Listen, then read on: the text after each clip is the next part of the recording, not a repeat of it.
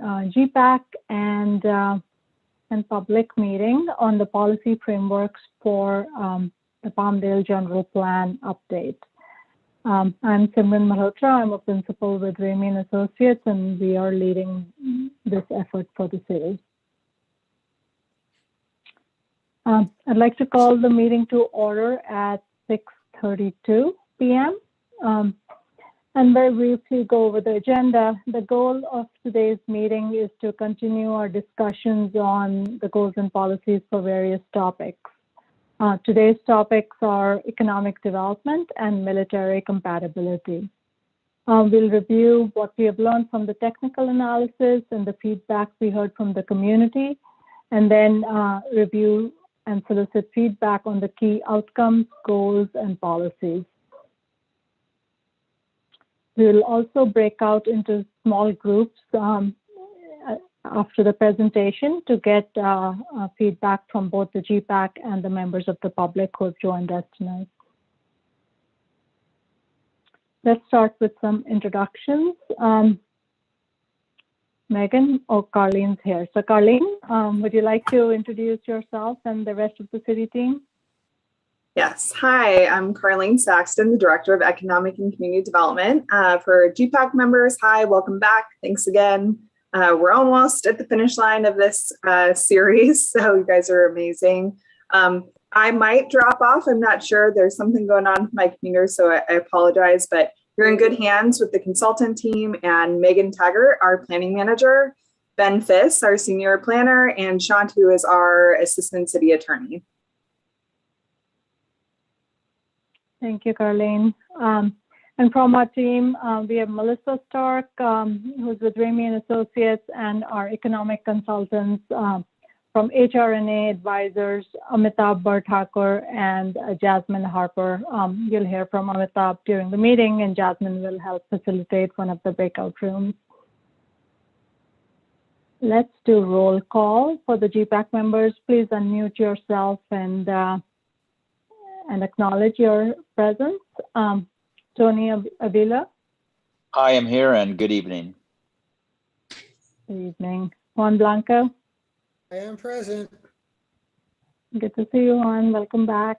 Thank you. Lourdes Everett. Good evening, everyone. Good to be here. Welcome. Now, Colby Estes. I am here and present. Laura Gordon. Here. Teresa Hambro. I'm muted, but I see you. Matt Harris. Hello. Aurora Hernandez. Hello. Pat Hunt. Living the dream. Sherry Kaneshiro. Hi, everyone. Terry Lamping isn't here today. Debbie Rutkowski-Hines.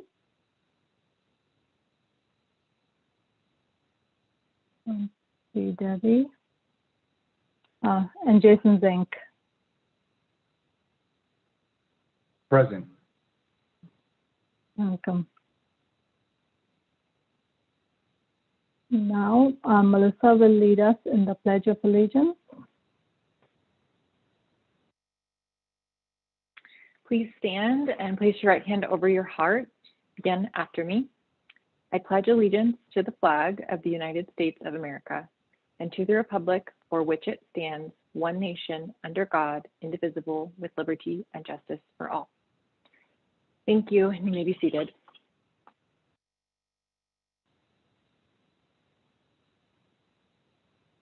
The first item on our agenda is the approval of the last meeting's minutes. First, are there any comments, changes that need to be made? And if not, is there a motion? Motion to approve. Thank you, Lourdes. Second? I'll second. Juan. Thank you, Juan. Melissa, would you launch the poll? Yeah, so we're going to launch approval of GPAC minutes. This poll is just for our GPAC members. So if you're a member of the GPAC, please submit your response, either yes, no, or abstain.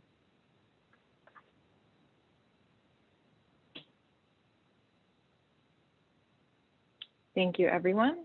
We'll be closing the poll, sharing the results. We have 100% of folks who voted yes. Thank you, everyone. The minutes are approved. Okay, so let's get started on the rest of the presentation. We'll be stopping along the way for questions, so please hold them till we get to those points. We'll also have several poll questions for you. I also wanted to point out that the Zoom poll feature has some limitations in that it doesn't give us the option of fill in the blank. So if there is something that's not offered as one of the choices, please raise your hand and we'll try and get your thoughts on that question. And as I noted earlier, we'll also have breakout rooms later, and when we'll have an opportunity for a more extensive discussion. The members of the public will also have an opportunity during the public comment at the end of the meeting to share additional thoughts that they might have. So let's start with a poll for everyone. It's our typical poll that we ask each meeting, just to see how many folks have been attending and if they've attended previous meetings. Melissa, do you want to launch this one? Yeah, so this poll is for everyone in the meeting. We have two quick questions for you. The first is, how many general plan related meetings have you attended? Your options are, this is my first meeting, 2 to 4 meetings, 5 or more meetings, or I am a GPAC member, more than 5 meetings. If you scroll down, you'll see the second question, which asks, how did you hear about this meeting? Your options are the Palmdale 2045 website, Palmdale magazine, direct email, I am a GPAC member, or other. Please take a minute and submit your responses, and we'll share the results with everyone shortly. Okay, looks like we have everyone. All right, so for the first question, majority of folks are GPAC members. We have one person who is attending their first meeting tonight. Welcome, thanks for joining us.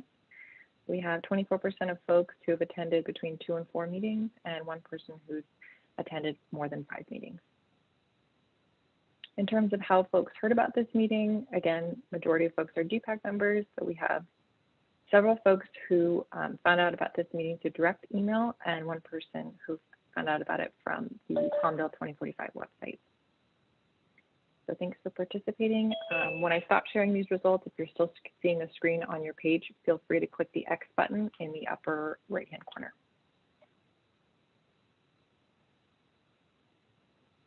All right, let's keep moving. So very briefly, all cities in California are required to prepare a general plan, which is a long-range policy document for the city. The state also establishes what topics the general plan should address, and there are 9 topics that are required. Those are on the list on the left. Cities can also include additional topics that are important to their specific context. So in this general plan, we'll be addressing economic development and military compatibility, among other key topics, but those 2 are the focus of our conversation today. A very brief overview of where we are in the arc of the project. Over the last 2.5 years, through an extensive engagement process with the community, we have worked with you all to develop a vision and guiding principles, created land use alternatives, and selected a preferred plan. And now we are preparing the content for the general plan, starting with goals and policies. These policy frameworks are an interim step in the preparation of the general plan, and we want to get your feedback on these goals and policies that are for the major topics that will be covered in the general plan. It's been a series of 6 meetings. We're at number 5 today. And for each of these topics, we have completed our technical analysis and received community input. We are now asking for your feedback on the key outcomes, goals, and policies that are being proposed. And as I noted, today's discussion is on economic development and military compatibility. We'll pause for any questions.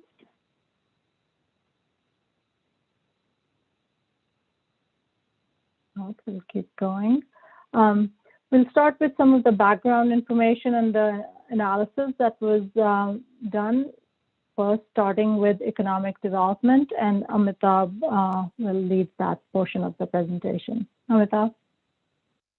Thank you, Simran. Good evening, GPAC members. Good to see you again. I think I talked to you as a consultant the last time was maybe May of last year when we had completed the existing conditions work and was kind of, letting you know what some of those findings were. It was also in Zoom. I didn't expect that the next meeting that I was going to be having with you was going to be in Zoom, but here we are. Although there is a lot of uncertainty still, I think all communities have had to go through a very difficult time, and Palmdale has been particularly resilient. So I'm glad that the process has continued, generally without a hitch. And hopefully we are coming out of the worst of it, but we are definitely entering a new normal. So all of the market analysis studies that we did and everything that we started looking forward to has to be put in context with what we just went through over the last year and a half and what the future may look like. So that's a little bit of sort of a personal view on things, but if you go to the next slide, Simran. So as you may have already gone through some of the other element policy frameworks, the economic development framework is no different. It is a part of a general plan, although it is not a statutory requirement. It's a recommended piece of a general plan. And it reflects a set of goals and policies and related sort of metrics to inform and guide economic development of a city. And it can help the city track progress over time. And its focus areas could include, development capacity over time, what kind of capital investments and infrastructure investments should the city be making? Are there particular areas that the city should be focusing on in terms of attracting certain types of jobs or retaining certain things, creating affordable housing, and relating its sort of businesses and workforce to create sort of greater impacts. I think one of the things I would just mention here, especially in the context of the general plan, as you know, we don't do general plans every, 2 to 5 years, but the economy changes, more frequently than you're going to update the general plan. So it's important to look at some of the economic development goals and policies in the context of the general plan as sort of longer term policies and goals that remain fairly consistent, let's say over a period of 10 plus years, right? That's not to say that the economy is not going to change and the city will not do things to adapt to the economy, but I think there are certain things that may remain fairly consistent. So the economic development vision, or the North Star, so that you may speak, so there are tactical things and strategic things that you may kind of change along the way to adapt. And there are things that are getting harder to predict on an everyday basis. When you look at, typically cities are updating their general plans, 15 to 20 years, within 15 to 20 years. If you just look back on the last 15 years, I mean, the smartphone, the iPhone as we know it, came to the market in 2009. So it's like barely 10 years old, and we almost don't remember what life was before that existed. So just to provide some context there, that things are going to be changing rapidly. And we just need to make sure that we set policies and goals that we can kind of stick to as our North Star and adapt to other things that as they change. Next slide.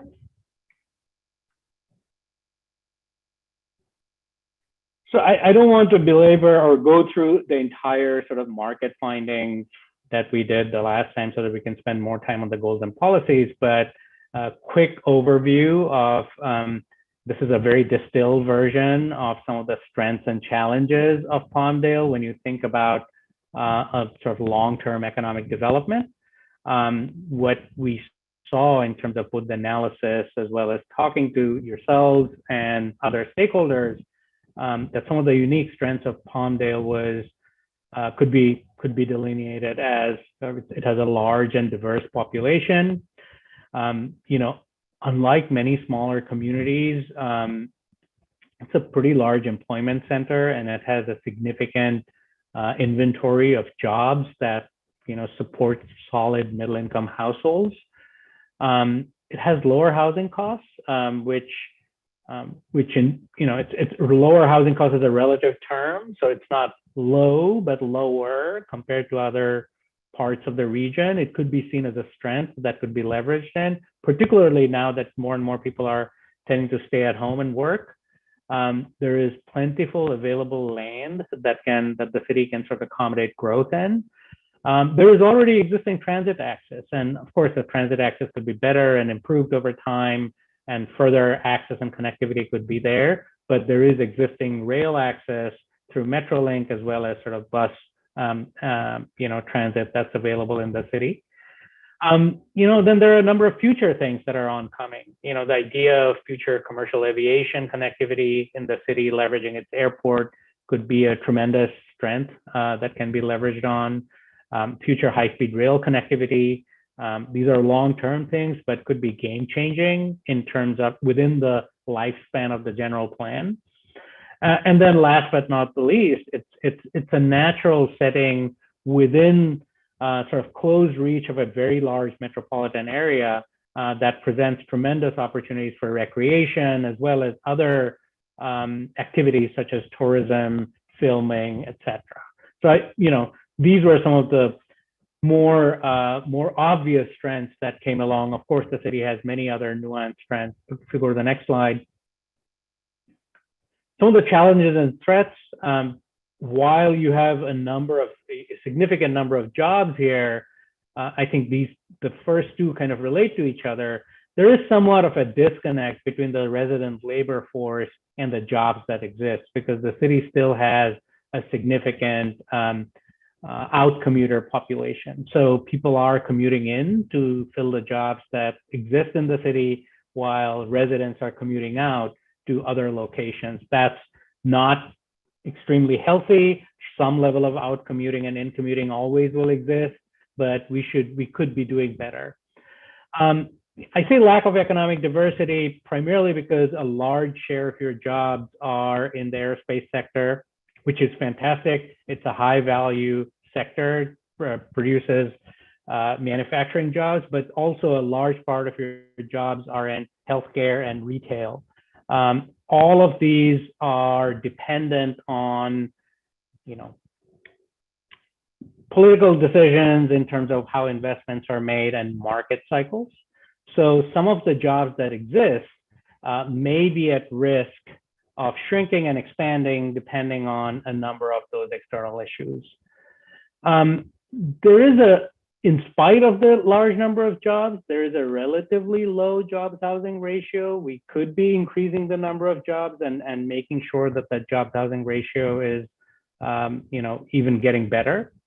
The next one is about lack of housing diversity. You may have heard this in other meetings as well. It is a mostly single-family city, and increasingly with, to attract and remain competitive in the job market, as well as to provide options for different types of housing at different price points, we probably need to continue to work towards offering sort of other options other than just single family homes.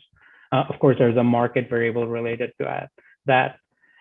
There there have been a number of infrastructure gaps to support growth that have been identified.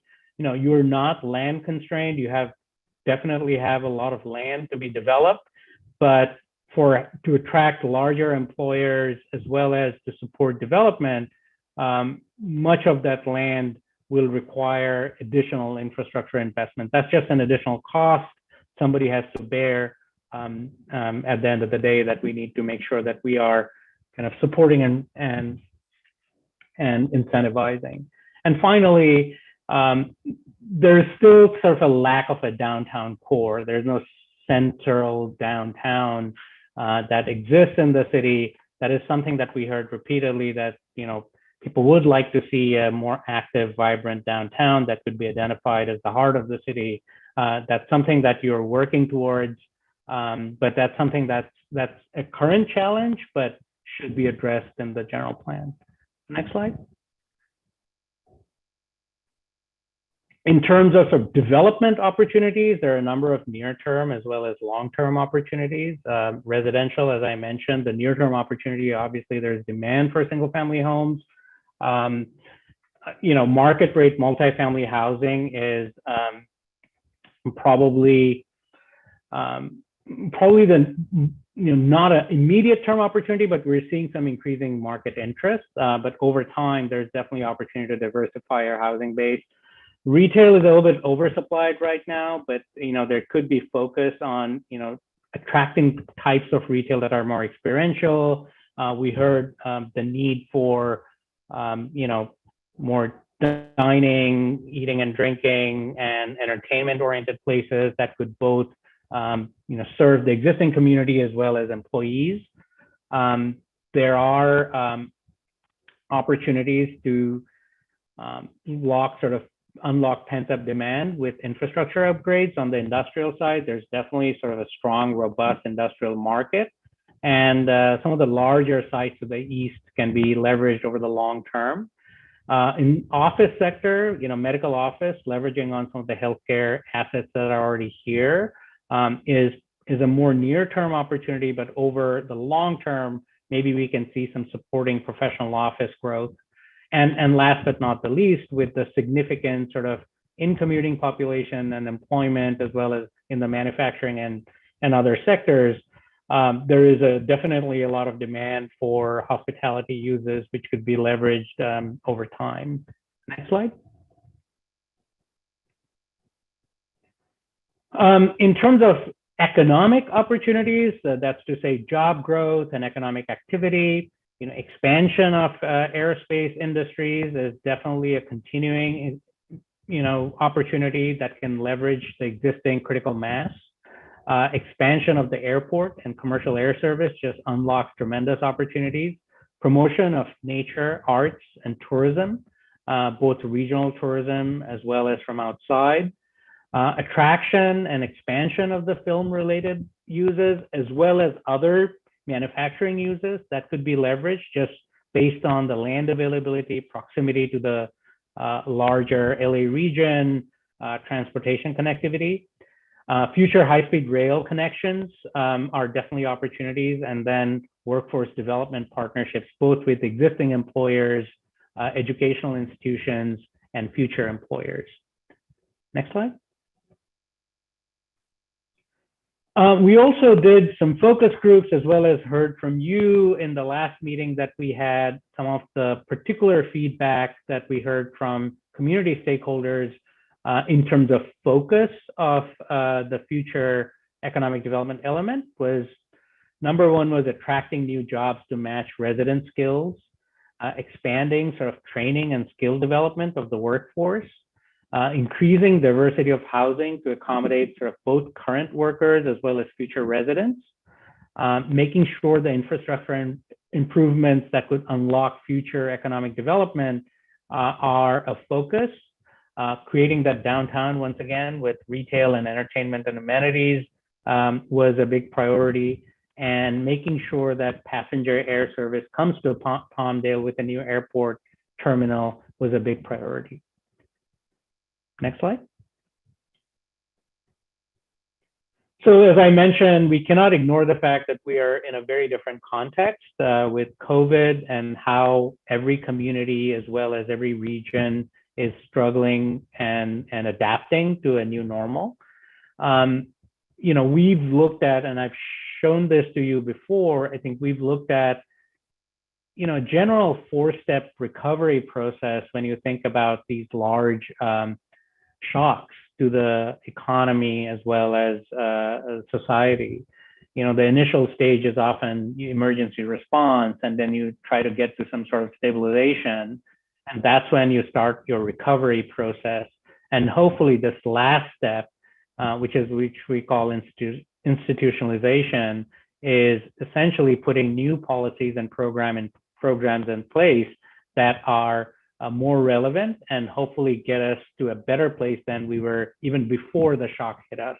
The city's done an incredible job in terms of this emergency response and stabilization with a number of efforts, both in terms of developing a plan and a strategy, and is trying to make sure that a number of these initiatives are moving forward to stabilize the initial shock.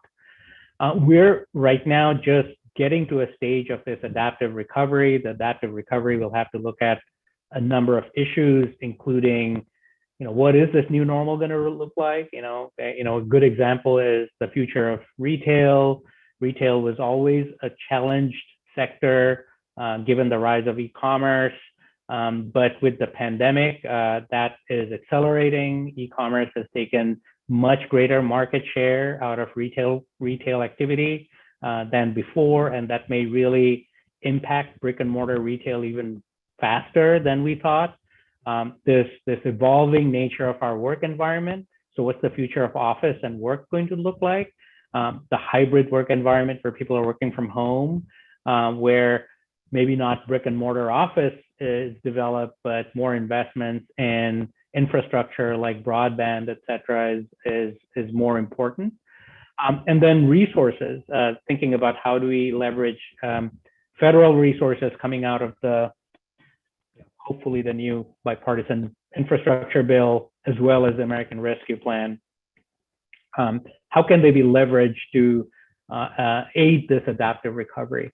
And by institutionalization, we always think about where there are things that happen between, our emergency response and this recovery phase that just unlocks new potential that should become more permanent policy and not just an emergency response. A good example, probably a more low-hanging fruit, is a lot of cities started, al fresco dining programs, and they took away some of their streets and used those streets for other economic activity. And more streets are trying to make those things permanent as appropriate.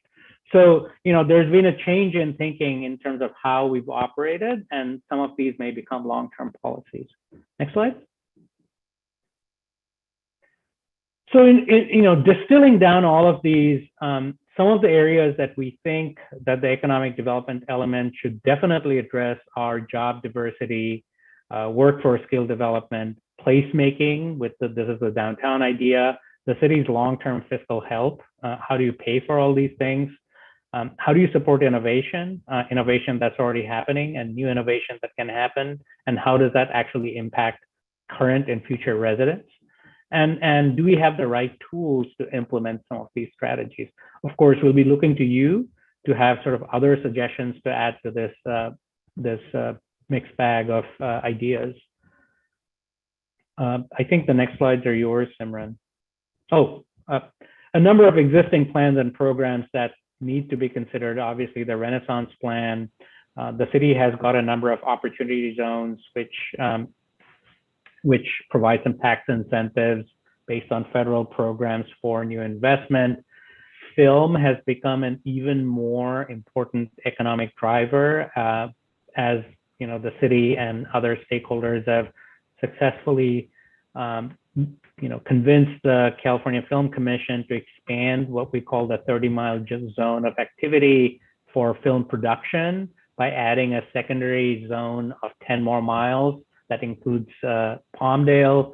And just for those of you who are not familiar, this is a big deal because a lot of the film production activity, this is a negotiated zone with the unions to ensure that anything that happens within the zone is treated as a local production, so that the production companies don't have to bear additional costs. So it's cheaper to them to shoot within this boundary, and that just opens up. And Palmdale was not within that boundary, and now it is within the secondary zone. So that opens up tremendous sort of production and maybe even post-production opportunities. And then the micro enterprise and business assistance program, which is again part of this kind of recovery, which we need to keep looking at. I think Simran. Right, I think I'll take over this next part. As Amitabh just mentioned, the Palmdale's economy today is very dependent on aerospace, and that's based on the fact that we have Plant 42 within the city boundaries. So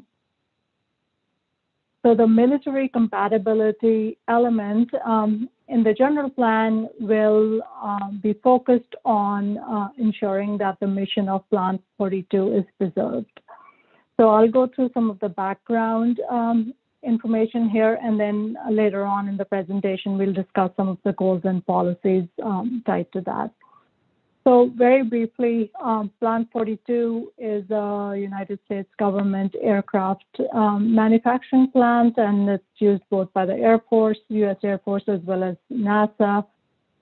It covers about 6,100 acres, roughly, and it's home to several aerospace contractors that include Northrop Grumman, Lockheed Martin, and Boeing. There are approximately 9,000 employees on Plant 42, and as such, it is the second largest employer in the Antelope Valley, and the highest employment is at Edwards Air Force Base. And as such, it provides significant economic benefit and adds to the city's economic base. It also employs, besides the military personnel, it also employs contract civilians who are located both on and off the installation. So what is a military compatibility element? This element, which is optional, and not very many cities in California actually have one, but it is so important in Palmdale to preserve the mission of Plant 42 that the city is including one. It follows state guidance of what needs to be covered in such an element if it is provided. So it includes goals, policies, and regulations that protect the military mission, as well as protect and enhance the city's economy. And this element is developed in conjunction with Plant 42 personnel. So they will get a chance to review the element before it's, and provide their feedback before the general plan is adopted. The geography shown on this map is called the military influence area, and it is essentially the area that's established jointly by the city and Plant 42 to cover the areas where military operations may impact the city, or reversely, where local activities may affect the military's ability to carry out its mission. So development within this zone, these various zones on the map need to be carefully considered to ensure that the Plant 42's mission can continue unhindered, but also how adjacent uses that are within the city are not impacted by what's going on Plant 42. The preferred land use plan that has been developed through your input as well as the public's input is shown here, and it shows, and it's a little bit hard to see, I can maybe zoom in a little bit here, shows the accident potential zones which are shown in these long rectangles. which are areas where there are limitations to what kind of land uses are allowed, how tall buildings might be, and what kind of obstructions besides physical buildings are permitted. And these are related to how those might impact the activities on the base, especially as it relates to air flight patterns and the direction of the runways. So the military compatibility element will contain goals and policies related to land use compatibility, as Amitabh described, economic development with additional jobs, and the emphasis on continued emphasis on aerospace uses as well as potentially private aerospace uses.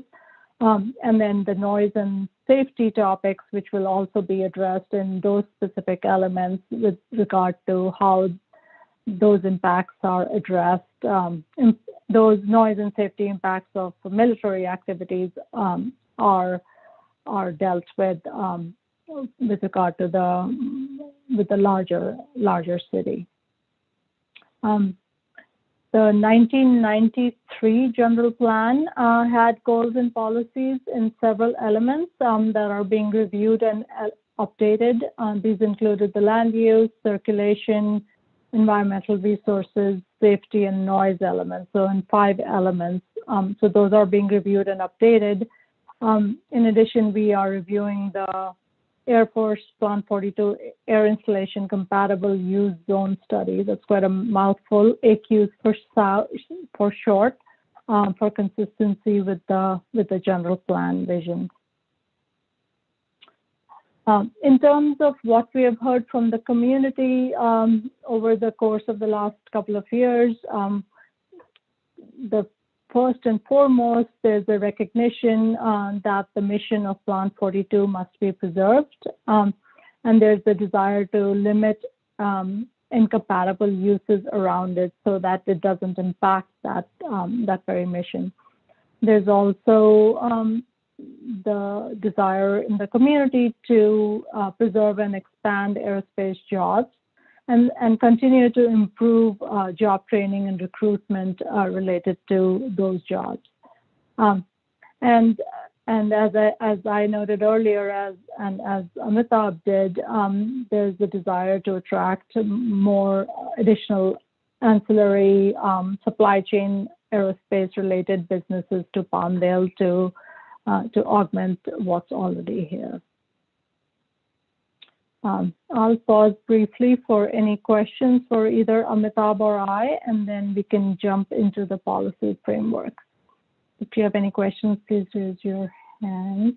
And this is for GPAC members of the public. If you can hold your thoughts till we get to the breakout rooms.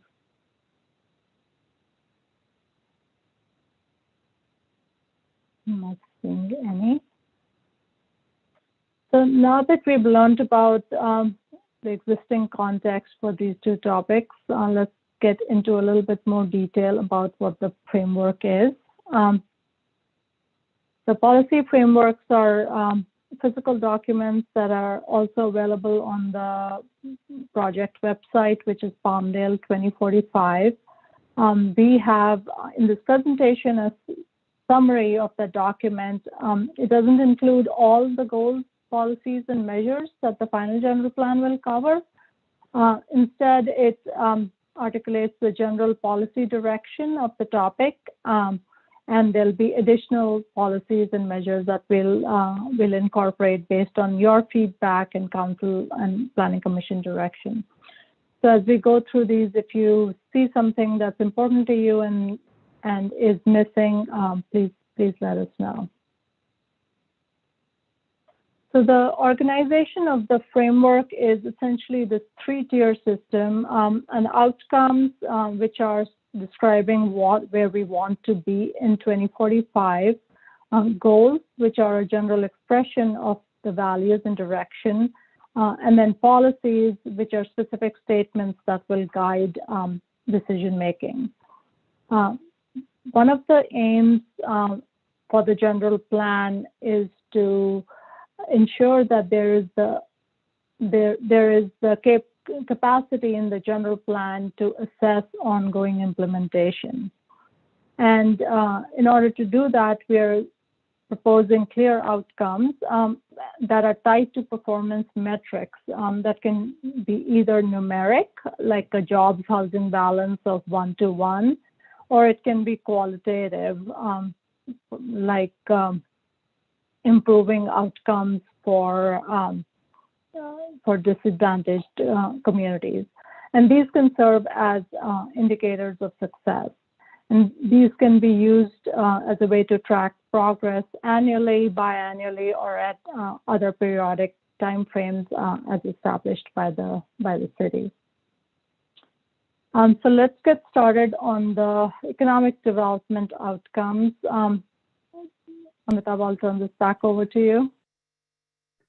Sure, and this builds on, some of the issues that we already noted, and this is again distilling down to what we want our end state to be, and some of the things that we identified as outcomes are making sure that there's a high standard of living for workers with diverse skill sets who are residents of Palmdale, that there are educational pathways for residents to join the economic opportunities presented by the core employment sectors that are growing in Palmdale. There's safe and affordable housing for residents and workers, existing residents and future residents. Build a downtown core where residents and businesses can participate and celebrate in the city's economic prosperity. New economic development opportunities to diversify the city's tax base. Transportation to economic opportunities, that is the job centers, is adequate, and resources are there to make sure that those investments can be in place. Next slide. And then there are a number of performance metrics we identified for those broader themes. Jobs housing balance is this relationship between total jobs located in the city and total occupied housing units, which is an indicator of, do you have too many jobs and too few housing units? That means you need to bump up your housing production. Or if you're very housing heavy and everybody's commuting out, then you got to ensure that you're focusing on job production. It's a metric that we want to sort of constantly track and making sure that we're not leaning on one direction or the other. Diverse economy and higher paying jobs, just the total number of jobs that we have in the city is a good metric. And the mix of jobs amongst industries. Are we, are 50% of our jobs or 30% of our jobs is just in one sector, or do we have enough diversity of jobs? And then finally, it's not just about jobs, but it is about well-paying jobs. So ensuring what kind of median wages are being offered by those jobs is a good metric to follow. Educational attainment. One of the challenges has been inability for Palmdale to retain, skilled workforce who's actually are just coming out of your homes, going to high schools here, and moving out to college somewhere, and they're not coming back to Palmdale. So you're seeing sort of your kids moving away and perhaps sort of not coming back. So making sure that we're not just advancing high school graduation rates, we want to make sure that there is an increase in population with higher college degrees. That's while you have a pretty comparable rates of associate's degrees and high school graduates in terms of your workforce that's resident, there's a significant gap between countywide averages of bachelor's degree residents and Palmdale's bachelor's degree residents. And then focusing on increase in vocational and trade school certificates, if that's something that we can track. And then finally, housing and downtown. So the number of new housing units and number of new businesses that are being added. I think I would add another thing on the housing units is the mix of housing units. How many multifamily versus how many single family? What is that ratio? Is it leaning the same? Is it moving towards more of a regional average, or is it coming down? Next slide. So, again, building on those, we put together sort of these 6 goals for us to review today. The first one focused again on attracting and diversifying our economy and making sure that we attract high quality jobs that are not just in one sector, but more diverse, diversifying housing options, providing high quality and accessible educational opportunities, the downtown, creation of a downtown and activating it, remaining in the forefront of transportation innovations, which is, one thing that I maybe didn't highlight enough during our, recap. Interestingly, the work that's happening in the defense industry, work that's happening in the aviation industry, your transportation connections in terms of future high-speed rail, et cetera, even the manufacturing of some of the rail-related manufacturing facilities, there is sort of tremendous innovation that's happening on the aviation and the mobility sector and the manufacturing side in Palmdale. You're also beneficiaries of that connectivity, but I think there are a lot of synergies, or at least we saw that there were a lot of synergies that this could be built into a really strong sort of cluster that already exists. Very, very big parts of it already exist. And then identifying and supporting resources to incentivize this growth and development. Next slide, please. So the first goal, we had, again, this is where we need most of your input. One is that, are these the right goals? And 2, are these the right kind of policy choices or policy ideas that we should be considering, or are there others that we should be considering to achieve those goals? The first one, attracting a diverse and high quality job base. We identified a number of policy options.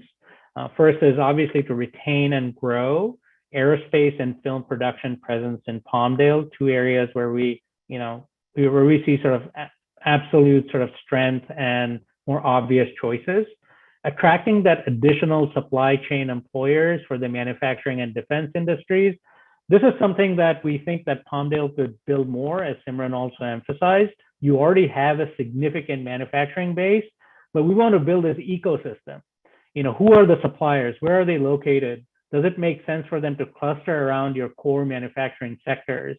And how do you attract them and support them? And if they're not here, why are they not here? And can we remove some of those barriers? Growing the tourism sector, as I mentioned, you have great benefits in terms of your setting, your access to a very large regional market, with events, attractions, supporting hospitality, retail and entertainment activities, and just leveraging on your natural setting. Attracting new employers in sustainable industries to Palmdale. One of the big areas that we're seeing growth in are what we call green industries, electric vehicles, charging, batteries. There is a lot of push both from the federal sector, federal government to incentivize the growth of those, as well as the LA region to attract a significant, almost a disproportionate share of some of these green industries. If there is manufacturing involved, it only makes sense that Palmdale positions itself to capture more and more of that. And the last couple are more to support the growth of these industries, not just focusing on sort of more traditional infrastructure, which is important and which is going to be necessary to make sure that the growth can happen here, but also ensuring smart city technology, broadband infrastructure to support business growth, as well as your resident workers. And last, like I mentioned, leveraging economic opportunities from expanded transportation, the transportation centers, and the passenger air service at Palmdale Regional Airport. The next goal. The next goal is about educational opportunities. It's essentially building your workforce, ensuring that the workforce at Palmdale fits the job opportunities that are being created here so that there are more residents who are filling those jobs, both existing and future. The policies that we identified was to promote and expand higher educational and vocational trade opportunities in Palmdale, not just in partnership with the community college district, but also in the future of thinking of attracting some new institutions who could be anchored in Palmdale. Developing additional trade school training and apprenticeship programs in partnership with the industries, both existing and future. Promoting opportunities for high quality childcare and early education. This is a really important factor for expanding workforce participation, particularly bringing in gender balance in the workforce. And childcare is often the greatest barrier. This is sometimes not within the control of a city, but requires sort of extensive partnerships and leveraging funding sources. Expanding partnerships and programs with the schools, the success of the STEM school, which is really popular, is obviously kind of testament to that. But making sure that the pipeline from schools to the workforce can remain local to the extent that we can see, and the city supports it. Again, apprenticeship programs for youth and the local workforce. And finally, making sure that there are platforms that can connect residents with job opportunities in the aerospace and other emerging sectors. Some of this is already happening. Some of this is industry driven, but we probably need to keep focusing on it. Thanks. Next. This, you may have also, I don't know, Simran, if we've already had discussions on housing separately, there is a separate housing element of the city, and a lot of the housing issues are part of that housing element. But we see this very, very kind of intrinsic nexus between housing availability and economic development. And we think that there should be some issues related to housing and some policies related to housing as it relates to economic development that may have a place in the economic development element. The first one is to create and preserve affordable housing for residents. As I had mentioned, housing today is relatively affordable, but will it remain affordable forever? As you do all these other economic development activities and you see tremendous job growth and economic opportunity coming in, prices will go up. So how do you actually maintain a core affordable housing inventory to make sure that you're not your growth is not hamstrung? The second one I think is most important for us from the economic development perspective. As you're diversifying your jobs and workforce, younger people who are more here on a contract basis and transitional, people who are at different stages in life who are in their workforce have very different needs in terms of housing. While Palmdale is obviously traditionally makes sense to have the benefits of a single family home, but your workforce may need sort of more housing diversity. So making sure that there is enough diversity in terms of ownership, rental, size, etc., and promoting that. Part of it is market driven, but the other part is making sure that we have policies that support it is going to be important for both existing residents as they age, as well as new residents as they come in and grow in the city. Transit-oriented development is, again, the city is already initiating a number of efforts to support transit-oriented development with future high-speed rail, as well as around the new transit center. But those are areas where a variety of housing could be accommodated and it should be promoted. And then last but not the least, we don't want to do this at the expense of existing residents and businesses. So having a set of policies and strategies to ensure that there's no displacement of existing residents and businesses would be an important policy. Next one. Activating a vibrant downtown, probably a slightly longer term goal, and it'll build layer upon layer, creating, and, there is this downtown area, which, obvious area, maybe the central part of the city, which is somewhat underdeveloped right now, around transit, could become an active downtown or could be a set of connected nodes. Encouraging and fostering local businesses in that active downtown, leveraging development to provide space for community gatherings, events is really important, increasing opportunities for entertainment, and supporting small businesses. I think one of the things that I want to emphasize on this downtown aspect, as well as the future of retail, I think the retail consumer has become very discerning, because they can, what they can find in a large big box store is increasingly available with a lot of price comparison on the internet. And this idea of experience has become very important. And with experience, I think there's this wide spectrum, right? I mean, there's cheesecake factories and experience, but you can experience that in Pasadena. You can experience that in, different parts of the city. It's a chain that's available at different parts of the country. And more customers, particularly younger customers, as well as at different generations, are looking for a more authentic experience.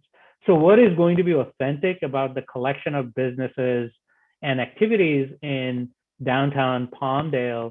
It should be an important focus of defining what this downtown idea could grow into. And that's just kind of food for thought. Next slide. I had mentioned this, that transportation seems to be a really common thread across both your employment base as well as a lot of the infrastructure investments that are coming down the pipe. So leveraging transportation investments by encouraging transit-oriented development, both with existing transit as well as future high-speed rail, leveraging your air service, building on high-speed rail opportunities, and then improving transit and last mile connectivity. One of the challenges with Palmdale is that it's a very large and spread out city, and the job centers are, also large job centers, and sometimes just getting from point A to point B easily, cannot be done by Metrolink, right? It has to be done with some form of local transit and transportation options, all the way from, e-scooters to bus service. And I think thinking of that in an integrated fashion, which I think your transportation element will address to a certain extent, but again, making sure that it's got an intrinsic nexus with economic development, and economic development policies address that. Next slide. And last, and perhaps one of the important ones, is making sure that you have the resources, partnerships, and infrastructure to support this growth. So, one of the things that the city actually pointed out, and rightfully so, and we heard from other stakeholders as well, initiating, and Palmdale is not in a vacuum. You're surrounded by, in the Antelope Valley, you have other cities that are doing other things and probably competing for some of the same jobs and resources. You have other assets that are outside of the city of Palmdale, but which could have economic impacts on Palmdale. So the city will probably have to proactively work with multiple jurisdictions, both neighboring cities, the county, as well as surrounding counties, to grow its economic base and work in its common interest. So partnerships become a really important policy goal, to make sure that we are working collaboratively towards a common sort of benefit, rising all ships with the tide. What we've heard is that with a lot of development coming in, simplification of the development process that is predictable and not sort of discretionary, and has a timeline that developers can actually implement projects that is fairly predictable is going to be important. So simplifying the entitlement process to the best we can is an important policy goal. While we have land and undeveloped land, sometimes ownership is fragmented, and that causes significant sort of financial burden on a new developer or an employer to come in and assemble land and build something at scale. So thinking about policies that support incentives for land assembly, and and maybe even sometimes we don't have redevelopment agencies anymore, where the redevelopment agencies used to lead some of these efforts, but creative mechanisms for land assembly would be an important policy goal. Expanding the tax base and analyzing opportunities to diversifying your tax base. Perhaps one of the most low-hanging fruit is the hospitality sector, and which is, we're already seeing activity in that, but that's, with tourism, hospitality, and business growth, there is tremendous opportunity to grow that sector and make it a more substantial part of the city's fiscal base. Investing in infrastructure, there are infrastructure gaps for development, and although infrastructure funding sources are sometimes limited at the local level, I think leveraging both federal and state programs, as well as thinking about local resources, such as enhanced infrastructure financing districts, which the city is already considering, as well as special assessment districts and other public-private partnerships, are going to be an important policy element. And the last is to create sort of business partnerships, encourage businesses to partner amongst themselves towards a common goal. A good example is the creation of a tourism improvement district, which is essentially like a business improvement district, which is built by a coalition of hotels and other tourism-related assets who self-assess themselves, create some resources, and then collectively market and attract that particular business sector in collaboration with the city. These districts can only be formed with the blessing of the city, and there's a statutory process. So supporting the creation and encouraging local businesses to come together and create some of these new mechanisms of governance and implementation would be an important consideration. I thought that was the last, right? I think there's a poll here. Yeah, yes, I'm going to launch a poll right now. Thanks, Amitabh. So you should see on your screen in a second. Our next poll is comprised of 2 questions. So Amitabh just walked us through 6 economic development goals and several policies. We want to know, of those, what should be the short-term priorities and what should be the long-term priorities. So the first question is asking which of the following should be short-term priorities for the city of Palmdale's economy. Please select your top 2. Your options are the same for both questions. They include attract diverse and high quality job options, diversify housing options, provide high quality and accessible educational opportunities, activate a vibrant downtown, remain at the forefront of transportation innovations, identify, support resources to incentivize development, or other. And the second question is the same, but that's for long-term priorities. So if you'll take a minute and select your responses for each, we'll share the results momentarily. Noting that there could be more than 2 priorities, but we're asking for the top 2, right? Yep, that's right.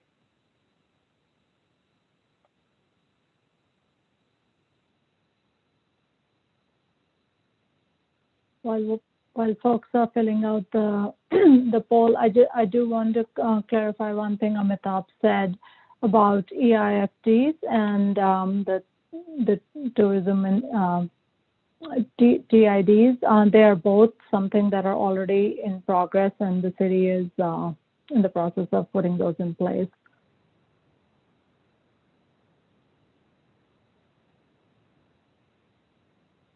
Okay, I think we've got everyone, so we'll go ahead and close. Getting another one in here. People are still responding. Yeah, we've just gotten a few more as we're speaking. If you haven't already, please submit your responses for each question.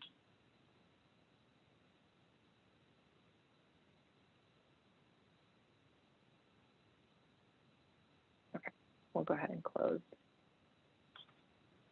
And sharing the results, keep in mind these are not weighted, so we're going by overall percentages when we're looking at these. In terms of short-term priorities, 65% of folks selected attract diverse and high-quality job options, followed by 41% that identify support and resources to incentivize development. Next, split at 29%, housing options and educational opportunities, followed by 18% for an vibrant downtown, and one person with 6% selected other.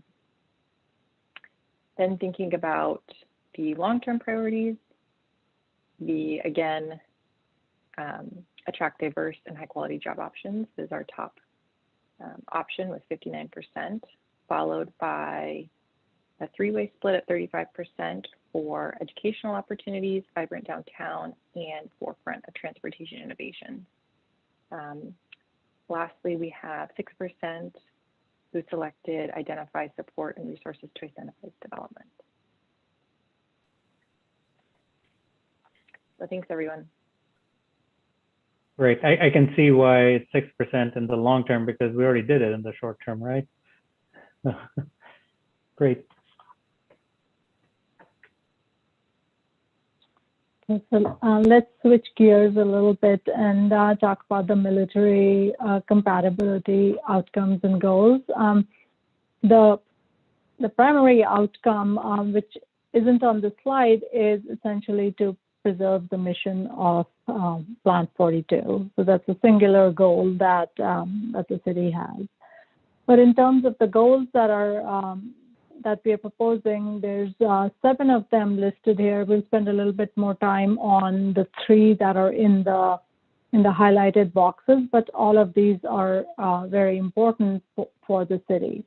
The 2 that are critical are the most critical are compatible, ensuring that their future development around Plant 42 is compatible with the mission of Plant 42.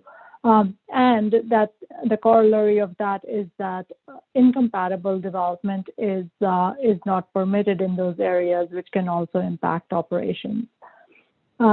Another goal is to continue the growth of operations on Plant 42 and provide support for that growth. And then there are several other goals tied to limiting noise impacts on residential uses around ensuring that new development within the impact areas comply with the established regulations, and coordinating future development and infrastructure improvements, not just in the area, not just in Plant 42, but in the area around. And then the last but not least is about enhancing communications, ensuring that Palmdale residents are aware of activities on Plant 42, jobs, etc., and making sure that that synergy and the importance of Plant 42 is continually communicated with the residents. So the first goal is related to maintaining compatible uses and avoiding compatible development. And the policies here include maintaining aerospace, industrial, and other similar designations in the area around Plant 42 to limit incompatible uses and to ensure the continued safe operations of airport and plant activities.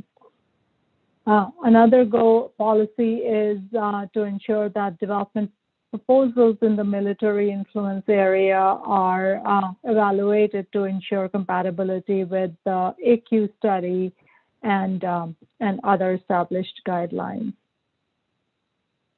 And another important policy is to ensure that there's no potential conflict between the operational mission of Plant 42 and any proposed adjacent solar energy facilities, especially in the area that's a part of the larger county island. This goal is to ensure that Plan 42 can continue to grow and thrive. And the policies prioritize maintaining appropriate zoned land for supportive land uses, encourage and recruit supportive businesses, as Amitabh talked about earlier, and also finally ensure coordination with Plan 42 on future projects, especially those in the immediate vicinity of it. There were several other policies that Amitabh described earlier that are impactful in this regard, so I won't repeat those. And the land use policies and goals that we presented previously at other meetings, as well as some that Amitabh covered today, especially those related to providing housing choices, creating a downtown with active uses with entertainment, retail, and placemaking, and more travel options are all supportive of Plan 42's mission. So as you can tell, there's a lot of overlap between the various goals, but they all can come together to create the larger vision the general plan is providing for the city. So this is again the summary slide, and we have a poll with regard to these goals as well. Melissa, would you launch that poll? Yeah, we're going to go ahead and launch our last poll for the evening. This is related to the military compatibility goals and policies that Simran just reviewed. And as a note, Simran reviewed 2 of them, but there are more as they're shown on this slide and as are shown in the policy framework that was emailed to the GPAC and is up on the website for review. So we're asking in this question, do you feel the goals and policies presented support the community priority of preserving Plant 42's mission in Palmdale? Your options are strongly agree down to strongly disagree. We'll pause just for a few more seconds and share the results with everyone.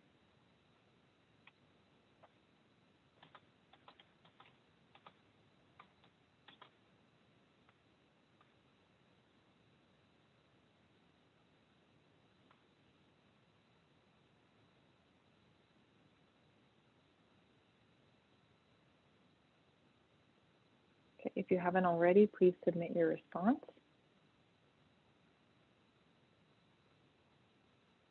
Okay, we're going to close the poll and share the results.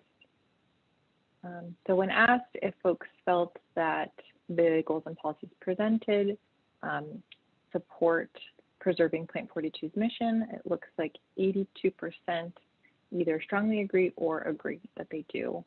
12% are neutral and 6% disagree. Thank you, Melissa. I'm curious, who the one person who selected disagree or 2 who selected neutral, if you had any thoughts you could share on what else we could add? I'd like to raise your hand, the Zoom hand. Tony.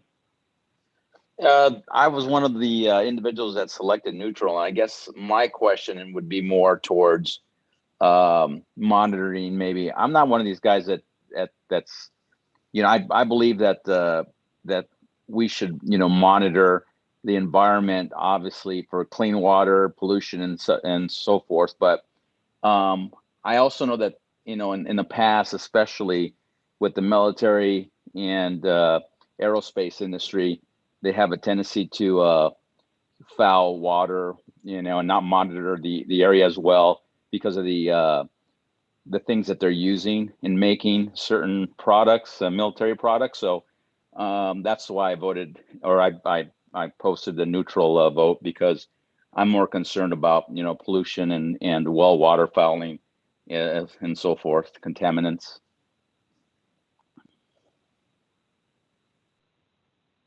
Thank you for sharing, Tony. That you raise a very valid point, and the general plan will includes goals and policies about ensuring that those impacts are dealt with. So we'll make a note of that. Lourdes, you had your hand up, or no? You did. Yes, I did. I was one of the neutral voters. I was just concerned with respect to, will they dictate some of our growth as far as the incompatibility, if there's certain growth or there's certain things that we want to do, or will the Plant 42 hinder us from doing something different? So the land use plan that we've all developed together has been developed in a way where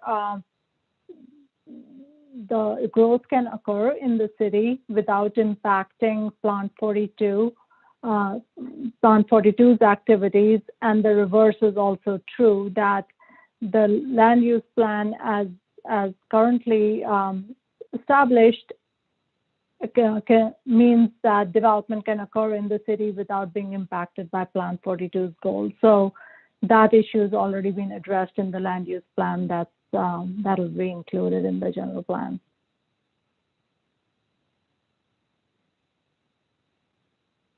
You know, my thoughts are what is maybe acceptable today may again sometimes, you know, would stop us from growth because they don't want certain things, and that was just basically my concern. Okay, thank you, Lourdes. Okay, so now I think we'll break out into two rooms. The GPAC members will stay in the main room, and Melissa will assign all the members of the public to a breakout room where we'll have a facilitated discussion. We'll have about 25 to 30 minutes for that discussion. And we have some questions that I'll go over in just a minute that we'd like you to think about and answer in those conversations. Amitabh and I will stay in the main room with the GPAC, and that's what will continue to be streamed on YouTube.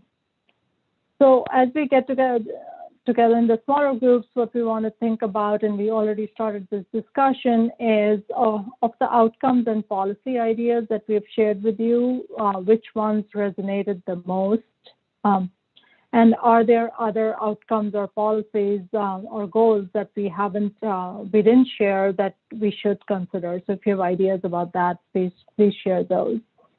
And then if there's anything else on these topics that you would like the general plan team to consider, please share those as well. Tony and Lourdes both brought up some good questions or food for thought as we continue with the preparation of the general plan. So Melissa, would you send us? Yes. So folks should have just received a summons to a breakout group that'll be led by Ben Fisk from the city and Jasmine from HRNA. If you haven't already, please accept that invitation.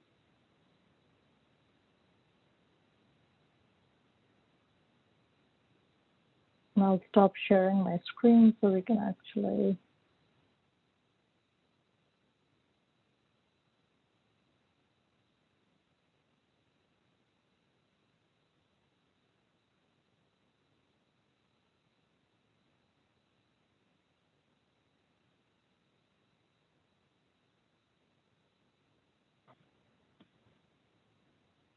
Okay. So let's start with any questions on what was presented this evening.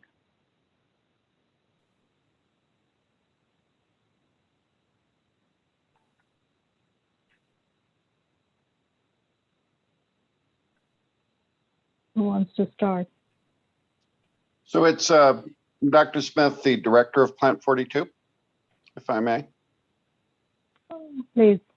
So I very much appreciated the presentation and the well thought out and cogent delivery and the fact-based support for various things that we are doing at Plant 42. I thought I would speak briefly to the concerns from one of the participants regarding the environmental situation. Through our restoration process, we are very aggressively getting after this to a very considerable cost, the tens of millions of dollars of cost, to pay for our sins of the past. We acknowledge totally that some of our practice in prior years we simply did not realize had the long-term environmental impact that we see today. But I will tell you that at present, just as a note of comfort for everyone, environmental concerns are addressed every single day in what we do. And we track everything from wastewater to production chemicals and processes used in an effort to be very good stewards and very good partners with our community. Over. Thank you, Dr. Smith. Other Jason questions? Zink here. Yeah. Go ahead, David Jason. Smith. Yeah, David Smith. What are some of the things that Plant 42 would oppose? Would they oppose the airport? Would they oppose a port, an inland port? Would they oppose a drone manufacturing facility or EV facility? Is there anything that you would think of that you would oppose so that we know? And also, do you ever use the southwest runway? Because I've never seen an airplane fly off it, and it restricts some of the the buildings that could be built in that area. Thank you. Now that's a great question, and thank you. Yes, both runways are used, and they're used regularly. There's an unfortunate downside when you think about things like runway closures, and that's that the cost to maintain a runway is very considerable. And if one were to close a runway, that means pretty much you never get it back. So my particular feelings, I'd like to keep both runways viable for plant operations. As far as compatibility with other developments, by nature of the work we do, we need to maintain a sensitive environment. I personally am a very strong proponent of a regional airport in Palmdale, and have been working closely with the city in support of that. We believe strongly that we can get to yes on that. Right now, that package is being reviewed on the secretariat level and being looked at in particular because of the prospect for some of the sensitive work we do and how that sensitive work may be exposed to more public eyes. When you mention things like drone production, again, we want to be strong partners with the community. And drone production, I don't have any personal issues with at all. Now, drone flying, we have to restrict over our airspace because of the fact that it's an active airport, just as we'd have to be concerned about drone flying if we had a public use airport facility at Plant 42. So at the end of the day, I will tell you, we are very receptive to supporting our community and being good community partners. And I would offer, with very few exceptions, we can lean forward and do things well. For instance, in alternative energy situations, we're not big fans of reflective solar, but we're big fans of PV solar. We're not big fans of wind because the wind turbines tend to create a very large Doppler shift, which confounds and confuses aircraft radars. So all these things, though, are workable situations and can be managed appropriately. Over. Thank you, Dr. Smith. Tony, I saw your hand up. Did you have a comment? I did have it up, and I just want to say thank you to Dr. Smith for his service, and obviously, his statements and answers are way over my pay grade. But and also thank you for the answer in regards to pollution and being good partners with the city, because one of my relatives went to Monterey Bay of the old Fort Ord military location. My dad was a Korean War veteran, and he served obviously overseas, and he was at Fort Ord, and it's still pretty much they're still doing their best to get that place under order because of all the pollution and the range issues and so forth. But thank you once again for your answer in regards to being a good partner with Palmdale. Thank you, Tony. Pat, I see your hand up. Go ahead. Yeah, question for Dr. Smith. I've been in the valley for well over 60 years, and we used to see plumes of smoke coming up from Plant 42, and we knew that, and hoped that it was just a drill out there for the emergency crews putting out a fire. It's been many years since we've seen that, so I know that the Air Force has been conscious of the air pollution and ground pollution from those drills. How does the emergency crews out there stay in shape and practice for the dreaded emergency on Plant 42? So that's a great question, and I would offer our emergency responders train every day. For example, we did a drill today looking at the absolute horror of a active shooter scenario at the plant. So we are constantly training. Our firefighters have had their training, I won't say mitigated, let's just say we've had to augment it some because of the very real fact that, again, we discovered that aqueous film forming foam is a PFAS, PFOA contaminant. So whereas we used to think, and unfortunately incorrectly so, we used to think PFAS, PFOA was no more dangerous than dish soap. And we could go, I mean, we had people walk in it during exercises, you know, piles of this stuff. We've had it discharged in hangars 8, 9, and 10 feet deep. We no longer do that. So we don't use that level of foam. So in our firefighter training areas, we have to be extremely concerned about what kind of non-permeable membranes we have on the ground below the training site, so that we are aggressively looking at how do we effectively train for that negative situation you talked about, that difficult aircraft crash or fire, yet do that in an environmentally friendly way that we can support our community. I don't want to sound cavalier when I say what I'm about to say, but I mean it. We too drink the water here in Palmdale. So we need to make certain that that water is not only good for our personnel today, but for the personnel years from now in our installation and the community.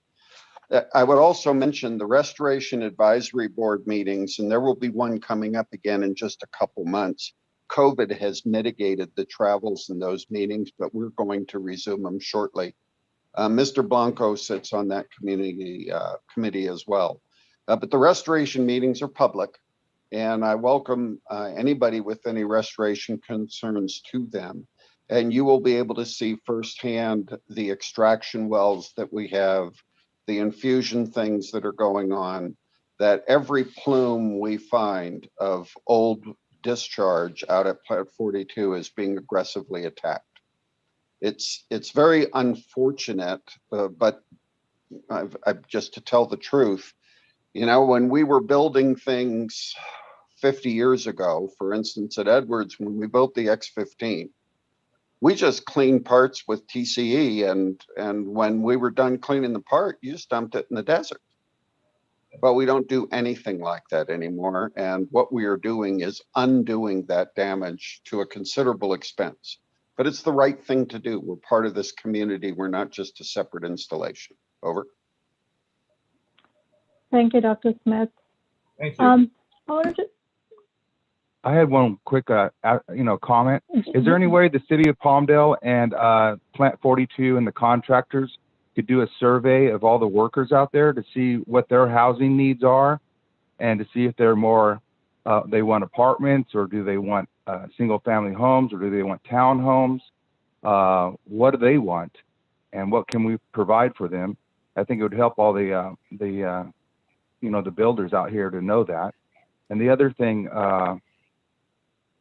I forgot, but I think that would be important if we could just do a survey of what Plant 42 workers, where they live in Palmdale or Antelope Valley, or do they live in LA?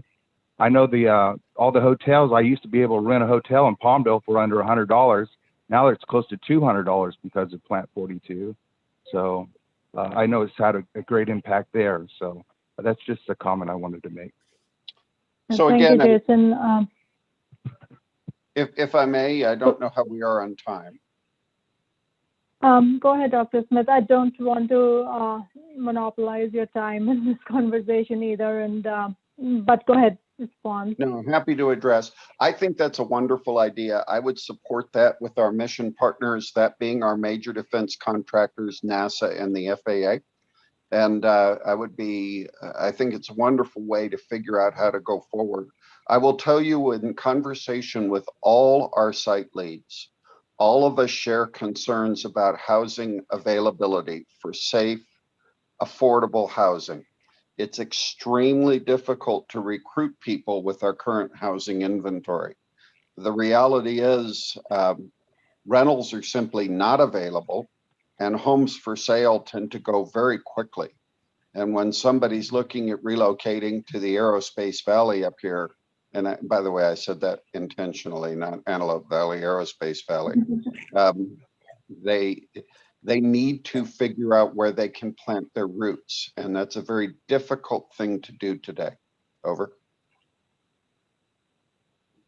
Thank you, Dr. Smith. I also wanted to note that the city has done a survey of Jason, what you mentioned, and the results of that have informed some of the vision that's in the land use plan. Laura, you had your hand up. Being in housing myself, the answers are already there. We need low-income housing for these entry-level employees. We need it for our military that's coming up here because we do not have enough low income. I just myself looked for an apartment, $1,500 for a one bedroom. That doesn't cut it. We've got to come in with something cheaper for our entry-level employees and kids. If we want to keep the kids up here, we've got to find something lower for them. Amitabh, do you have other thoughts on how important housing choices are for the city's economic growth? I think Dr. Smith kind of hit the nail on the head. It's a really important diversity, not just affordable housing, but all types of housing in terms of tenureship, ownership versus rental at different sizes, at different price points. When you have such a diverse sort of employment base and you want to increase it further with young people fresh out of school to families to more senior executives, and you're at a location that is somewhat further away from other sort of clusters of housing, it's really important that to remain competitive, that diversity of housing is available locally. And to the extent that we can incentivize and promote that is going to be real important. I think one of the challenges here typically is that there's sort of a market and financial feasibility economics related to it. And we're seeing that probably Palmdale is at a tipping point of being able to support some market support, some multifamily housing, but it may require sort of other incentives and policies to drive that even further and faster. Can I ask a question to the group? I was curious. I saw in one of the polls, actually the polls that talked about the priorities, both the long-term and short-term priorities, the top item was diversification of the job base. And we've talked a lot about aerospace and thinking about building the ecosystem around aerospace. And I was curious if the group had any thoughts and ideas of, one, I mean, why you think that diversification is really important, and two, are there are there things that we should be looking at specifically when we think about diversifying the job base? Matt? Yeah, I think I've said this on a couple occasions. My biggest concern is we're just as strong. Plan 42 is strong when we have the right administration, the right people in place to continue these contracts and so forth. And I've lived in the Valley long enough to see the lows and the peaks of these contracts. And it's pretty depressing when we're on a low and we have so many foreclosures and empty houses and buildings and such. So having that diversification to sustain or to get through those lows, I think is critical for this valley to continue to grow. For ideas, I think, I think the movie industry and such is a great start and doing a lot of great things in the valley, but really dependent on that Plan 42 aspect, and being able to overcome that is like very critical for me. I think it starts with education and continuing education. I know we talked about that, but I don't know if I have an idea for different types of industries to bring out here. We have a lot of space, and find a way to utilize our land and our resources, and keeping the people here. That's it. Thank you, Matt. Other thoughts from GPAC members?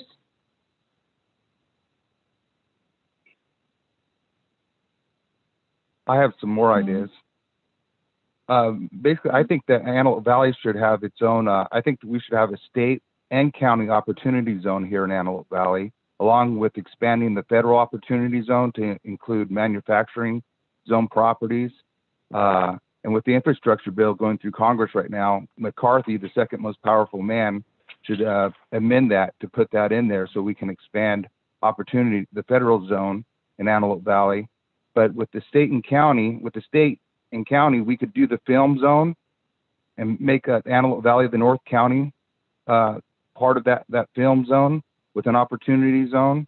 What I don't see is private aerospace synergy. Like Silicon Valley, there's a synergy of ideas when it comes to computer programming and stuff, but there's no synergy of ideas when it comes to aerospace in Antelope Valley. I've had an idea for 10 years of using helicopter drones to fight, water dropping helicopter drones to fight the fires, the forest fires. Why couldn't we develop that here in Palmdale and supply the water dropping helicopters throughout the country and to the world? That's just one idea I have. Also, we're probably going to need a transportation center up by Ritter Ranch and Verde, so that they have a direct connection, so people could just jump on a bus and ride to Plant 42. So that would help with the, because we're not going to build a subway to Ritter Ranch. Another thing I had, a land assembly is the hardest part of downtown. That's why we don't have a downtown, because it's broken up into so many little parcels. It's been very hard to create a downtown in Palmdale, and we need something like a redevelopment zone, opportunity zone to create that. And what are the other? I would like to see a data study of the different areas. The people on the west side are very highly educated. They have degrees and everything. But on the east side, they don't have any degrees. So you're going to have generations before they get into the degrees, the Spanish population. So that's why it's so important, I think, to have a junior college facility in East Palmdale to supply all the, to get these people excited about getting higher degrees. I'm telling you right now, if you don't have a degree, you cannot get a job on Indeed at all. You're working for $15 an hour. And if we want households that only have household income of $50,000, they're not going to go to restaurants and everything like that and create a nice place to live. You need households that have $75,000, $100,000 household income to support those commercial businesses. So we need to do everything we can to bring higher educational opportunities to the east side of Antelope Valley. And I'd like to see a data study with a new census tract, so all our members and the city can see how we're going to have a real problem. We either build a community college or we build welfare offices. That's the way I Thank see you, it. Jason. Teresa and then Laura.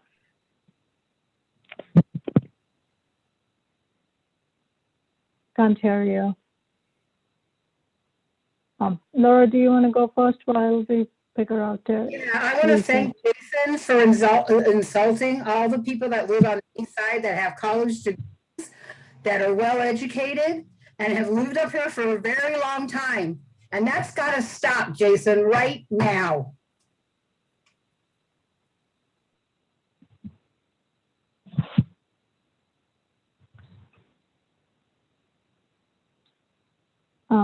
Teresa, we still can't hear you. I'm not sure why. Do you want to type in your thoughts, and Melissa can read those out? In the meantime, I'm going to call on some of the GPAC members who haven't spoken yet. Juan, let's start with you. All righty, I'm here. Just checking. Yeah, well, one of the things that okay, I got it. One of the things that I think we may be wanting to, well, hopefully talk about, still trying to introduce the monorail system to connect the east side of Palmdale to the west side of Palmdale and over to Plant 42. I think that this would be an advantageous moment to discuss electrical transportation above ground that would get past all the ground traffic that we have and help us move us out of the fossil fuel era. So my conversation right now is really on transportation and how to get around the city, and I kind of would like to hope that we would put this on the plate. Thank you.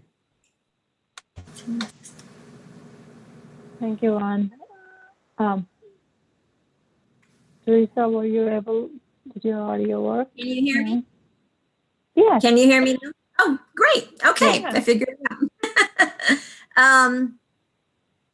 I think that we need vocational and trade school as well. As an educator for many years, not everyone is college bound.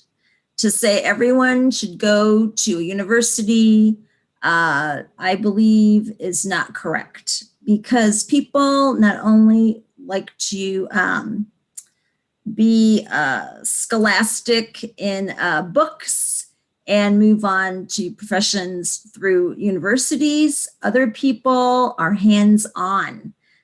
We need people in vocations. It seems like there are people that are retiring, and we will be in need of that in the future. And certain vocations, they make good money. So I think we need to have some focus on that as well. Thank you, Teresa. Actually, Amitabh, I have a follow-up question on that. Currently with the Aerospace Academy and some of the vocational programs that are already in place at AV College, there is that pipeline that's set up for feeding into jobs at Plant 42. There are other opportunities as well. So do you have any thoughts on what else the city can do in terms of continuing that and expanding that pipeline? And if other members of the GPAC have thoughts, I'd love to hear those as well.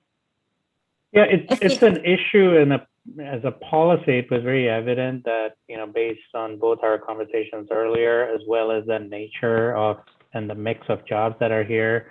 I mean, Teresa, you're absolutely right that there are significant sort of wealth building opportunities by providing vocational skills as well as sort of college degrees to the workforce that is existing, as well as, is going to be here in the future.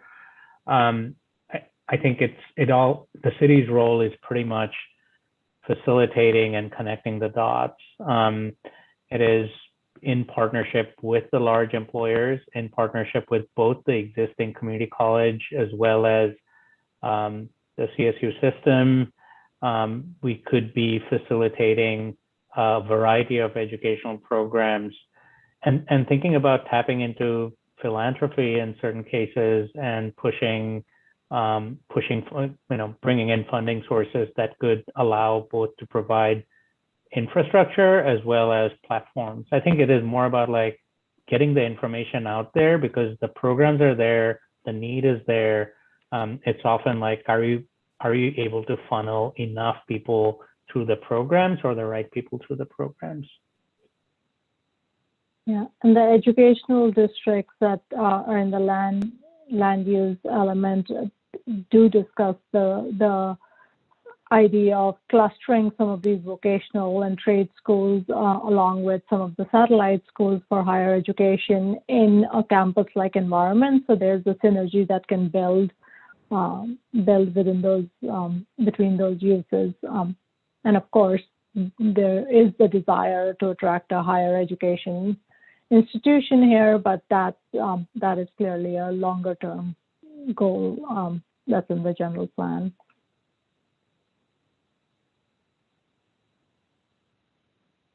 Yeah, I would just like to say too, it's the new war is cyber attacks. So all these jobs with cyber and artificial intelligence are $100,000 plus jobs that we could teach our young people. So it's not just about aerospace; it's about the new the new jobs of the future, and that's why a lot of these kids are moving because San Jose and other places are taking these kids and giving them $100,000-$200,000 a year to work for them. That's why they're not living in Palmdale, and we don't have any opportunity like that for them. We need some kind of relationship with Silicon Valley to create a Silicon Valley campus here where they can work here in Palmdale and do those jobs here in Palmdale. And I'd like to, the other idea I think we need to focus on is manufacturing. The Port of LA and Long Beach, that is the biggest pollution in the LA basin. Matt? Yeah, just, growing up in the Antelope Valley, and I think one of the biggest opportunities to keep the money in that, Palmdale and Lancaster area, but also, create jobs as well as entice people to want to live here is I think we have a big lack of entertainment opportunities. I think since I was a kid, we'd always want to go down below for entertainment, unless you like the outdoors or going to the movies or doing recreation. It's very limited here, and it has been for a long time. So seeing some type of creativity with expanding our entertainment opportunities, I think will have a big impact on our community. Yeah, that's something we've heard over and over again through the engagement process. Absolutely, Matt, you're right. Other thoughts? We only have a couple of minutes left in this discussion. Other thoughts from those who haven't participated yet? Sherry? Tony? Oh, no, I don't really have anything to add. I do agree with Teresa and about adding the vocational school opportunities and trade school type thing. I think that's really important for our community to be able to grow. And like she said, not everyone is cut out for the 4-year college thing. And I don't really have much more to add. Okay, thank you, Sherry. Matt, I saw your hand was raised. I wasn't sure if that was a leftover or did you have something additional to add? Sorry, I just took it down. All right. Right, I think the other group is going to be coming back in about a minute.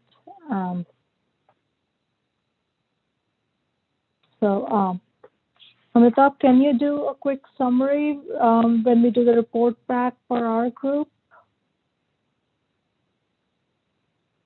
from what we heard? Yeah, I was trying to catch a number of the issues related to military compatibility, but I don't know, do you want to touch on those and I can touch on the economic? Sure. Yeah. Let's do that. And I think we have folks back momentarily.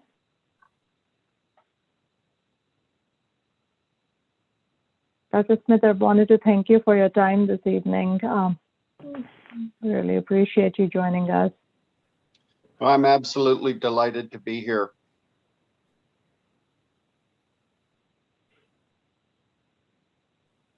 You know, by the way, thanks for the comment from one of the other participants.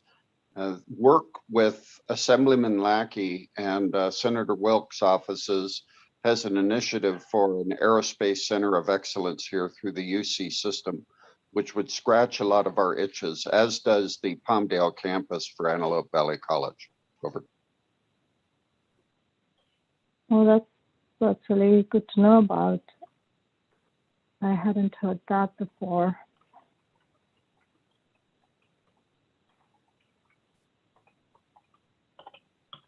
You know, the other reason for a campus for Palmdale is athletics and sports, like with the Olympics. That's what gets kids excited about, you know, the higher education and having a program like that. So I think that's why it's important too to have a campus and not just a storefront college. Thank you, Jason. All right, so now that everyone is back, let's do a quick report back from what was discussed in the two groups.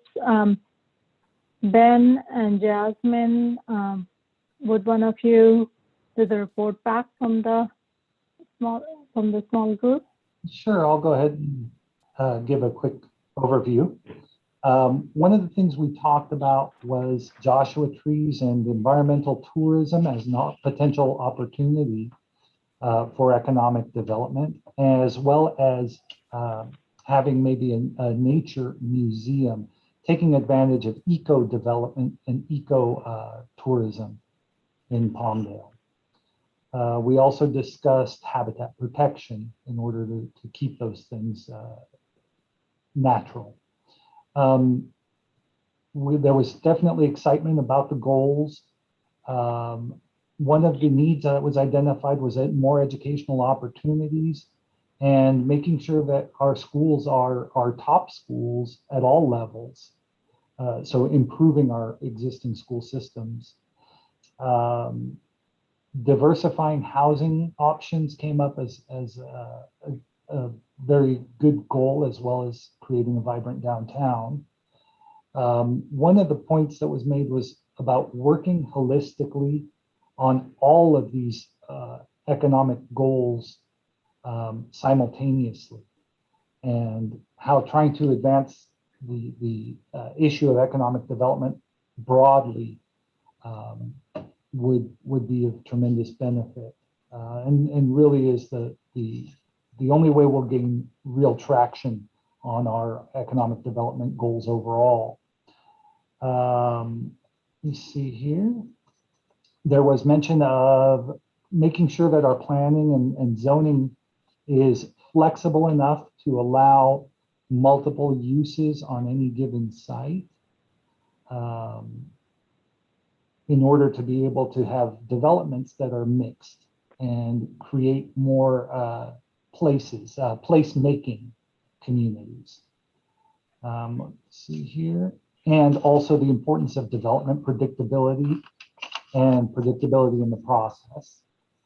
We did talk about medical uses in the medical zones and how those are have a very good potential for economic development, jobs development, educational opportunities, as well as housing and filling those housing needs around the medical and planned medical districts. Also tying it into education and making sure that local teachers can teach within the medical facilities and increase those opportunities within Palmdale. And lastly, we talked about potential growth of industries adjacent to the airport, but they don't necessarily have to be related to the airport. So just other manufacturing and industrial opportunities around the airport. I think that'll wrap it up. There were other comments, but we'll include those in the notes. Thank you, Ben. Thank you. In the main room, we had a thorough discussion on both military issues with Dr. Smith here from Plan 42, and then also some of the economic development issues. Amitabh, did you want to start with some of the economic comments, and then I'll wrap up with military?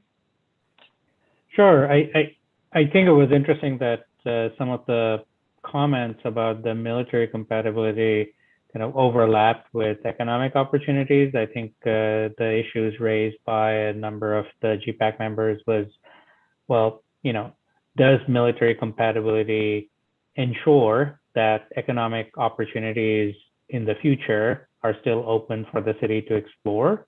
And there was some robust conversation around how, you know, how we can make sure that that can happen, particularly if we want to leverage the location, the availability of land, manufacturing, and the critical mass that's offered by Plan 42 to begin with, and can we also develop other industries around it? So I think to some extent the economic, the military compatibility plan kind of tries to ensure it, and even the larger general plan. There was obviously consensus around the fact that affordable housing and housing itself is a really important part, although it is creation of jobs is often seen as the economic development sort of goal. While that is important, cannot be done without sort of both creating housing options as well as affordable housing. Diversification of the economic base was also seen as an important element and a goal, because a large part of Palmdale's big economic drivers are cyclical, or as mentioned before, kind of dependent on political decisions. So ensuring that there is a variety of jobs at all levels is an important aspect. I think that led to some ideas around, you know, the types of jobs. We talked about, you know, expanding the film zone and leveraging that, private aerospace and aerospace startups, drone technology, etc., could be sort of interesting ideas that we could sort of push as strategies in terms of jobs attraction. There was also an idea of incentives, or a number of ideas around incentives. You know, how do we leverage the opportunity zone, and are there opportunities to create sort of a more a state and a county opportunity zone that could further incentivize, you know, some of these new businesses to locate out here. Land assembly was seen as a challenge, rightfully so, particularly in the downtown area where it is fragmented. So incentives around that are going to be required. The next topic was around transportation. There's a recognition that thinking of alternative transportation modes to connect the employment centers and where residents live should be not just a transportation goal, but an economic development goal as well, and exploring ideas around that. So the technology aside, that connectivity is going to be an important economic development tool.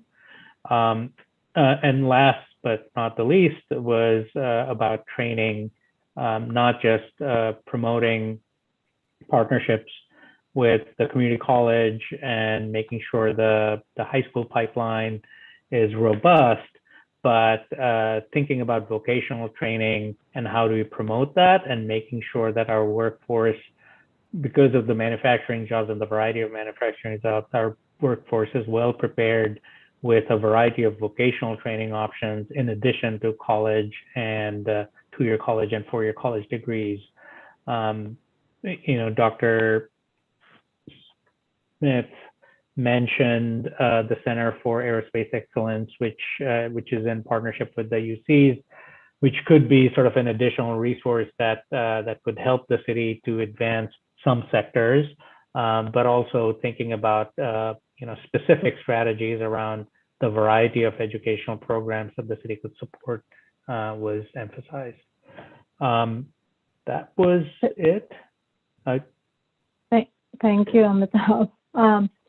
I'm just doing a quick time check, and actually Amitabh touched on some of the military-related topics that we discussed, so I'll not take more time for the feedback from the main room.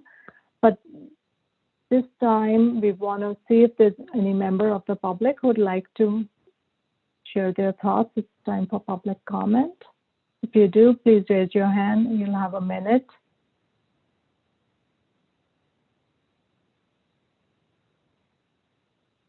Not seeing anyone.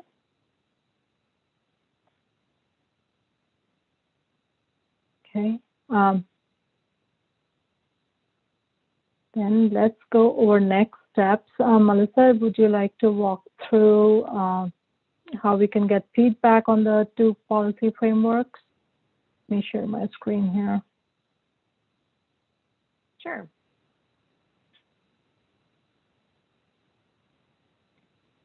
You can go to the next slide. So we mentioned earlier on that the policy frameworks were sent out to GPAC members in advance of this meeting. They are also up on the project website, which I sent a link to earlier in the meeting. It's palmdale2045.org. There is an entire web page devoted to the policy frameworks. You can review them on the website, or you can download a PDF version as well. While you're reviewing on the website, you actually have the option to make comments, and this is what we're going to walk through right now. If you want to click next. So within the screen of viewing the framework, you have the opportunity to comment directly on the document. This is what will pop up. You'll be able to type in your name, your email, and your comment. If you click next one more time, this is what it will look like if you're viewing other folks' comments. So you have the opportunity to not only provide comments yourself, but see what other people in the community have to say when they're reviewing as well.